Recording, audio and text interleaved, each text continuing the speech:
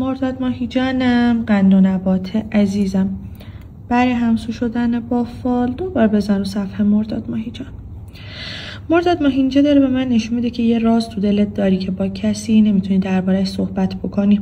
این راز ممکنه که یه حال بدی برات پیش بیاد، یه اعصاب خوردی برات باشه که بخوای پیش یکی از نزدیکانت بگی، ولی بهتره که این رازه همون تو دلت بمونه، چون گفتنش باعث میشه که بعدها اعصاب خوردی باشه، احتمال فاش شدنش هست عزیزم.